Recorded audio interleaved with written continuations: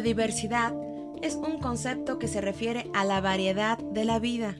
El concepto abarca, por ejemplo, la diversidad de especies de plantas o animales que viven en un sitio más su variabilidad genética, así como los distintos tipos de ecosistemas y los paisajes o regiones donde se ubican. El concepto también incluye la variedad de procesos ecológicos y evolutivos. En cada uno de los niveles de organización biológica, desde los genes o la célula hasta el paisaje o una gran región, podemos reconocer tres atributos que integran el concepto de biodiversidad. Estos atributos son composición, estructura y función. La composición es la identidad y la variedad de los elementos que conforman la biodiversidad. Para determinar la composición arbórea de un bosque, por ejemplo, primero debemos responder dos preguntas. 1. ¿Qué especies de árboles están presentes? Y 2. ¿Cuántos árboles hay de cada especie? La estructura es la organización física o patrón de un sistema biológico. Para determinar la estructura arbórea de un bosque, por ejemplo, debemos responder preguntas del tipo ¿cuál es la abundancia y la distribución de los árboles de cada especie? Dos bosques pueden tener la misma cantidad y el mismo tipo de especies, pero ser muy distintos en términos de la abundancia o dominancia de cada especie. Es decir, dos bosques pueden tener la misma composición, pero tener una estructura diferente. La función es el atributo de la biodiversidad que se enfoca en los procesos ecológicos y evolutivos. Estos procesos incluyen, por ejemplo, la variedad de relaciones que existen entre los diferentes elementos que constituyen un sistema vivo. La función también hace referencia a los ciclos de los nutrientes y a la historia natural de un ecosistema y sus elementos vivos. Un ejemplo en concreto, donde el concepto de biodiversidad se manifiesta fácilmente para nosotros, es en el colorido y la forma variada del paisaje observado a través de la ventana de un vehículo cuando viajamos por una carretera o autopista. El panorama cambiante es un espectáculo para la vista y un deleite para la mente contemplativa. En México, el estado de una carretera puede decepcionarnos, pero no la riqueza del paisaje. Esto es así porque México es uno de los 17 países catalogados como megadiversos.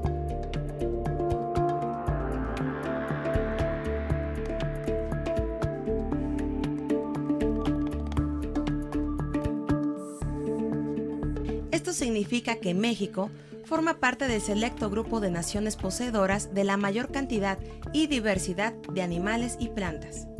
Estas naciones, en conjunto, abarcan casi el 70% de la diversidad mundial de especies conocidas.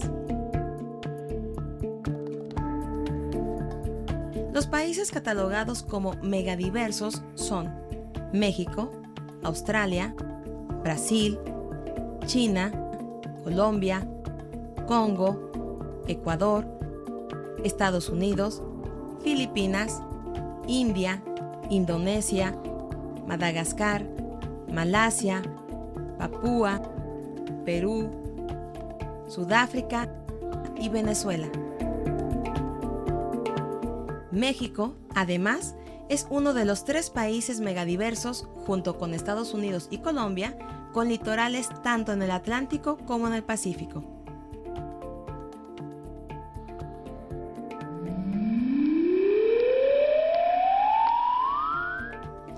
No existe un proceso o teoría única que pueda explicar un fenómeno tan complejo como la diversidad biológica.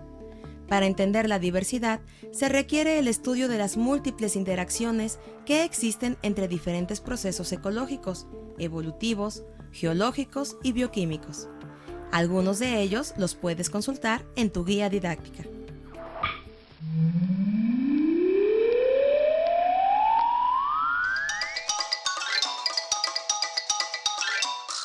La colecta es el acopio de ejemplares vivos o muertos, o bien partes de ellos, así como otro tipo de muestras de seres vivos con la finalidad de analizarlos posteriormente.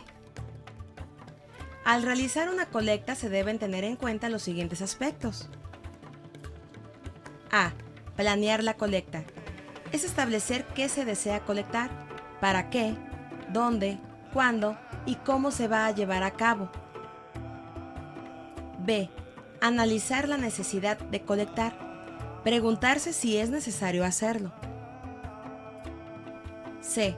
Estrategia de muestreo.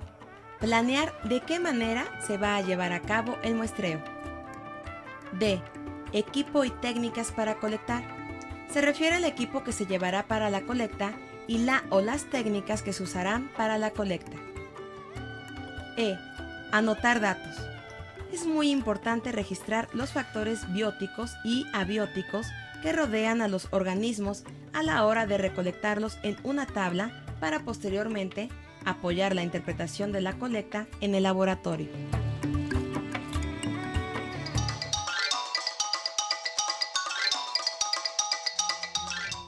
La conservación de organismos implica el procesamiento del material reunido para preservarse en el laboratorio de museos, jardines botánicos o herbarios.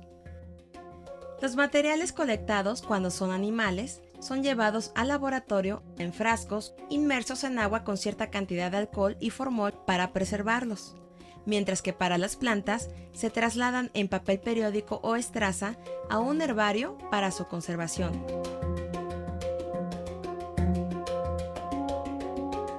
Para los hongos, ya no se usa aquel método de guardarlos, de almacenar los hongos, de ponerlos en una colección con formol, por ejemplo, o con alcohol, porque ahí las estructuras se pierden el color. Nosotros, por ejemplo, que hacemos taxonomía, que identificamos hongos, necesitamos ver al microscopio las estructuras microscópicas. Y si los guardamos en formol o en alcohol, esas estructuras van a colapsar. Se debe estar seguro que por lo menos de un día para otro se tiene que meter a una secadora. Si no tengo una secadora como una secadora micológica, con unos sockets ponemos focos y con 2 focos es suficiente para poner a secar los hongos. Ponemos una parrillita y los focos abajo y ya con eso podemos secar cubierto de periódico, calentamos. No, todo eso tiene que ser secado, preservado en seco. Y de ahí ya entonces se hace su etiqueta.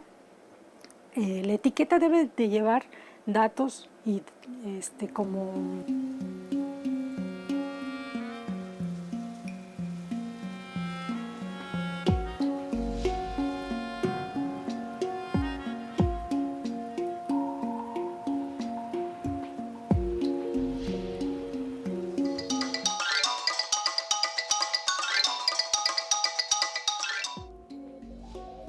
cuando los organismos no se colectan, pueden ser observados.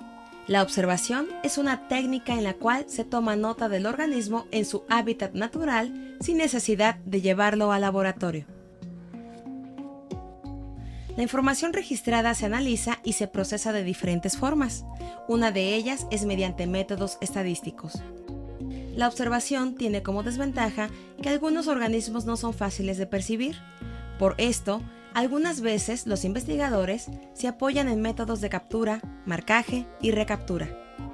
El marcaje y recaptura permite estimar el tamaño de una población de organismos, los factores que influyen en el aumento o disminución de tal población, su mortalidad, natalidad, tasa de emigración e inmigración, distribución geográfica.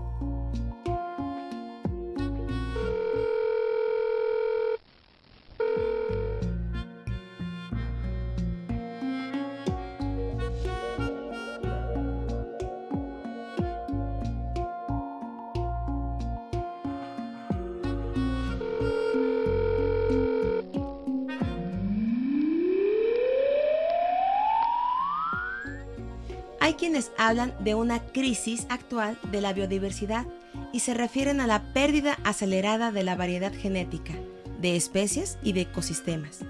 La causa principal de estas crisis, señalan, es la actividad humana. Este señalamiento se basa, entre otros hechos, en el registro humano de especies extintas. Se calcula que desde el siglo XVII se han registrado como extintas por lo menos 717 especies animales y 87 especies vegetales. Si incluimos las extinciones causadas por el ser humano antes de 1600, el número se eleva a más de 2.000 especies extintas. Actualmente, más de 17.000 plantas y animales se encuentran en riesgo de tener el mismo destino de acuerdo a la lista roja de la Unión Internacional para la Conservación de la Naturaleza. Entre la lista de especies extintas durante los pasados 400 años se encuentran el pájaro dodo, de la isla de Mauricio, la vaca marina de Stiller, del mar de Bering, una subespecie de cebra llamada quagga, de Sudáfrica, el lobo de Tasmania, de Australia, y el alca gigante de las costas del Atlántico. En México han desaparecido varias especies de peces de agua dulce, como el cachorrito potosí y el cachorrito Trinidad de Nuevo León. Algunas aves restringidas a islas como la paloma de la isla Socorro y el paíño de la isla Guadalupe, así como algunos mamíferos grandes como la foca monje del Caribe, el oso pardo y el lobo mexicano del norte y centro de México.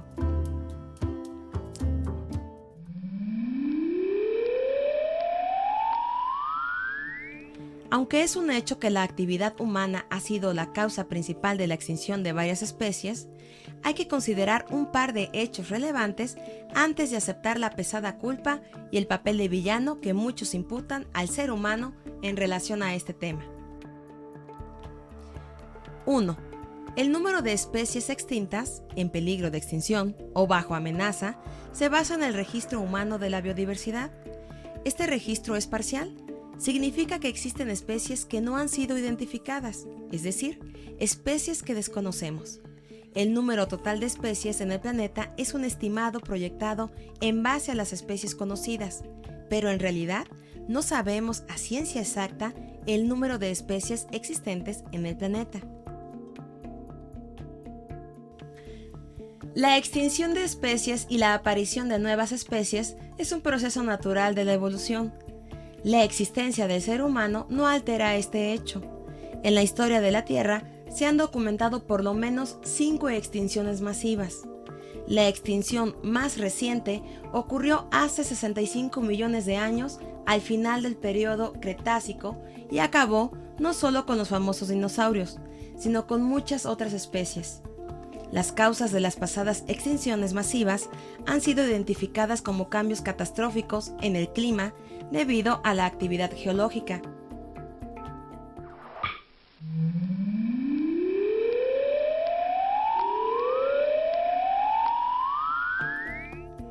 La aparición y la desaparición de las especies es un hecho normal en la evolución de la vida. Las extinciones han sucedido y sucederán aún sin la presencia del ser humano.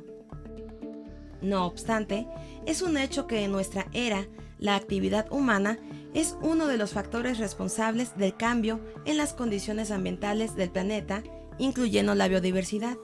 Actuar de manera responsable y racional en relación al uso y conservación de la biodiversidad nos ofrece numerosas ventajas. Estas acciones son llamadas servicios ambientales. Explicaremos las más importantes. Económica. Cuando el capital natural se deteriora, perdemos valor y opciones. El capital natural son los ecosistemas naturales y en existencia que proporcionan bienes y servicios valiosos a largo plazo.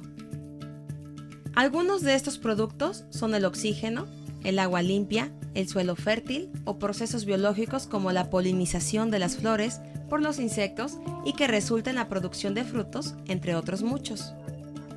Estos productos o servicios se encuentran de forma gratuita en la naturaleza y solemos derrocharlos hasta que nos hacemos conscientes de su importancia o costo cuando se vuelven escasos.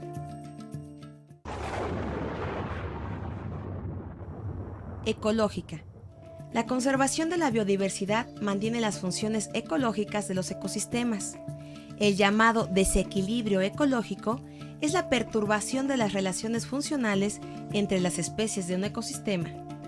El desequilibrio ecológico, a su vez, puede tener efectos indeseables como la aparición de plagas o enfermedades.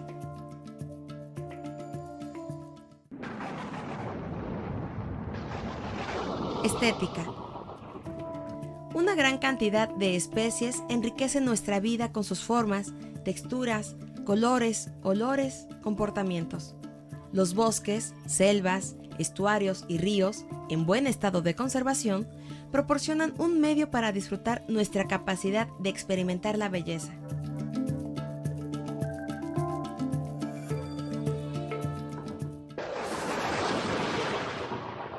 Ética y espiritual. El ser humano es una especie con la capacidad para planear el rumbo de sus acciones, así como las consecuencias de ellas. Una de las preguntas éticas que podemos formularnos en relación a la biodiversidad es si queremos mantener un rumbo de acción cuya consecuencia sea un mundo homogéneo habitado por un puñado de especies, o bien si mesuramos nuestras acciones para respetar y compartir el mundo con múltiples formas de vida. El aspecto espiritual también es importante. Para muchas civilizaciones y personas, las plantas, los animales y los fenómenos naturales tienen un significado especial en sus vidas. En la diversidad cultural de nuestro país, encontramos que los fenómenos naturales y los seres vivos constantemente forman una parte integral de la cosmovisión. Para finalizar este video, nos parece importante remarcar que el ser humano es una especie más dentro de la biodiversidad del planeta. Conservar la biodiversidad también implica entender y respetar la naturaleza humana y usar racionalmente los recursos naturales.